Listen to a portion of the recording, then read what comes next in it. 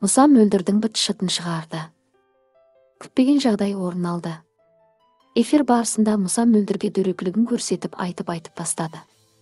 Мұса, мен бірінші мөлдірге сұрақ қойып алайыншы, үзілістің кезінде не үшін алдың дедім күлді. Сөйтіп әркімнен алып жүре бересің ба десем иә дедің. Не үшін? Деп айғайлады Мұса. Мөлдір көзіне жас алып, жоқ сіз Мұса біліп отырсыз да, барлық нәрсені түсініп отырсыз. Соны біліп тұрып маған қайта келіп не үшін алдың деп сұрай бересіз. Келгеннен кейін тағы сұрадыңыз. Деді қырсығып мөлдір. Мұса, стоп, бір рет сұрадым сенен. Ответ болған жоқ. Со нәрсе мына жерде тұрда, маған әдейі істеп батырма, жоқ әлде мінез көрсету ма деген сияқты да. Мөлдір, жоқ сіз Мұса барлығын түсініп біліп отырсыз. Сіз Димаш маған гүл берген кезде мен сіздің өзіңізге айтып қойған болатынмын. Мұса, суретін жібердің, иә. Мөлдір, енді сіз не үшін сұрап жатырсыз? Ол кезде сұрамадыңыз ба? Мұса, одан кейін сөйлесетіндей мұржа болған жоқ қой бізде, телефон соғамын алмайсың.